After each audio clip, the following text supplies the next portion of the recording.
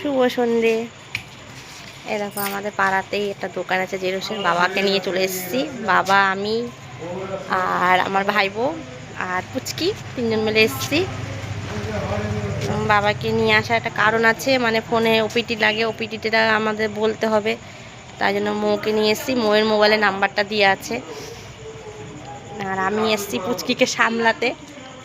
তাই দেখো ওখানে দাঁড়িয়ে আছি, বাইরে দাঁড়িয়ে আছি, বাবা বাইরে ভিতরে কাজ করছে। বাবা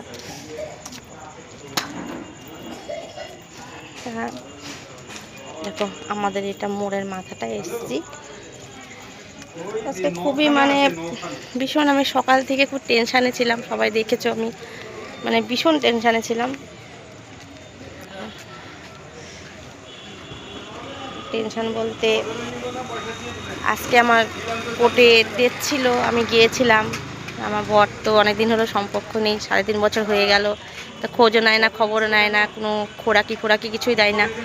আমি একটা খোরাকি কেস করেছি, কিন্তু আমি এখনও আইনে কিচ্ছু পাইনি। 3.5 বছর আমি লটকিয়ে আছি, এখনও কিছু পাইনি। আমার ভীষণ ভীষণ ভীষণ মানে অসুবিধা হচ্ছে যে আমি একা কাজ করছি, একা নিজের শরীর খারাপ হলে ডাক্তার দেখাচ্ছি, অপোজিটে আমার মায়ের অবস্থা মানে বেনিস্টকে বিছনায় পড়ে আছে, তাকেও আমাকে দেখাশোনা করতে হয়। আমি অসুস্থ মাকে নিয়ে এতটা কষ্ট করছি, তারপরেও আমি কোনো হেল্প পাচ্ছি না। যে একটা সরকারি চাকরি করে লোক, তাকে আমি কোনো মানে সে একটা হেল্প পাবো, সেটাও আমি পাচ্ছি না আপাতত। তা আমি ভীষণ টেনশানে আছি, ভীষণ আমার শরীর খারাপ করছে, ভীষণ টেনশানে আছি আমি, যে আমি এটা কবে আমার কিছু একটা হবে, কিছু আমি করতে পারবো।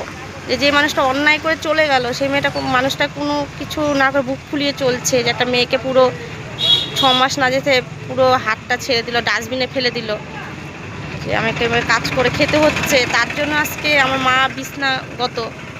মানে এটা ভীষণ আমার টেনশন লাগছে। একটা ছেলে হলে মানি, তখন মেয়ে হলে যে কত কষ্ট, যে সমাজে চলছি আমি এত কষ্ট করে, মানে এটা আমি এসে সোশ্যাল মিডিয়া করছি। দেখো আমি মোড়ের মাথায় এসে দাঁড়িয়েছি, প্রচণ্ড মন মেজাজটা খুবই খারাপ, যে আমি আজকে গিয়েও আমি কিছু করতে পারলাম না, কেন যেহেতু জ্বর ছিল না, আজকে ঘুরে আসতে হলো, কালকে আবার